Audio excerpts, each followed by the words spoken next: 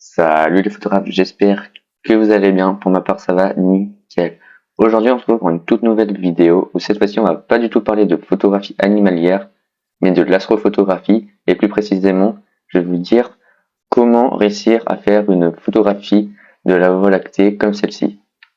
Mais avant de vous dire comment faire et vous donner quelques conseils, laissez-moi vous définir qu'est-ce que l'astrophotographie.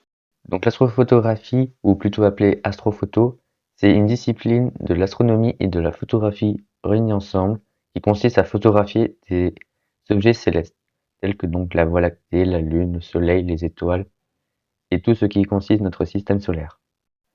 Après avoir défini qu'est-ce que l'astrophotographie, passons maintenant à l'étape numéro 1 pour faire ce genre de photo, le matériel. Donc, le matériel requis pour faire de l'astrophoto, pour photographier la Voie lactée, tout simplement un appareil photo, peu importe qu'il soit réflexe ou hybride, et un trépied. C'est inévitable, vous êtes obligé d'utiliser un trépied, car vous serez obligé d'utiliser un temps de pause long. Donc sans trépied, vous ne pourrez pas faire de photographie de la Voie lactée. Pour ma part, moi j'ai utilisé mon Canon EOS 850D et comme trépied un Coolman. Conclusion, donc comme matériel, il vous faut simplement un appareil photo et un trépied. Et maintenant, passons à la deuxième étape, les réglages. Pour ce qui est de vos réglages, vous ne pourrez pas utiliser le mode automatique et les modes pré-automatiques. Vous serez obligé d'utiliser le mode manuel. Donc pour ça, on va retrouver le triangle d'exposition, donc la vitesse d'obturation, l'ouverture et la sensibilité ISO. Et pour votre ouverture, vous devrez ouvrir votre diaphragme au maximum, donc à la plus petite valeur. Pour la vitesse, il n'y a pas de valeur exacte, c'est selon votre appareil. Mais moi, je vous conseille d'utiliser entre 15 et 20 secondes. Et pour votre sensibilité ISO, ça dépend de votre boîtier s'il gère bien la faible luminosité. Moi, je vais rester entre 3200 et 6400, pas au-delà, parce que j'ai un boîtier qui gère assez bien le bruit. Donc c'est cette tranche-là que je vous conseille. Aussi, ce que je peux vous conseiller, c'est d'utiliser votre retardateur de votre appareil photo de 2 secondes pour éviter tout mouvement qui peut gâcher votre photo. Donc réglez bien vos réglages car c'est la qualité de vos réglages qui font la qualité de vos photos. Maintenant, après avoir vu tous les réglages nécessaires pour faire ce genre de photo, je vais vous donner une astuce pour trouver votre temps de pause. Il existe une règle, ça s'appelle la règle des 500 et la règle des 350.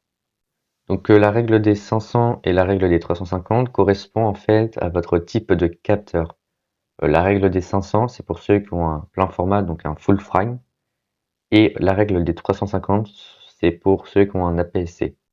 Donc pour ceux qui ont un full frame, donc un plein format, vous utiliserez la valeur de 500 et vous la diviserez par votre focale. Donc par exemple, si vous avez un 24 mm, vous ferez 500 divisé par 24 mm et vous trouverez à peu près un temps d'exposition de 20 secondes.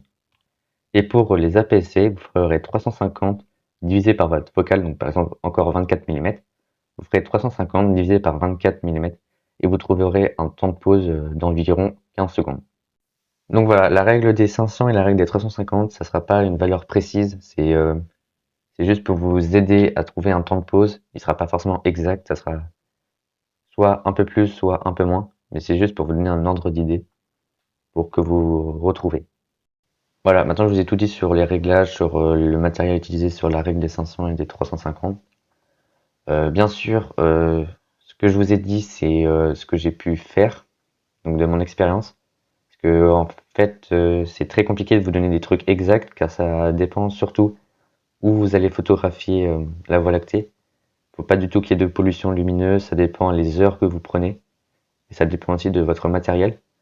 Donc c'est vraiment, tout ce que je vous ai dit, c'est vraiment des choses approximatives, ça va pas être forcément exact pour tout le monde, malheureusement.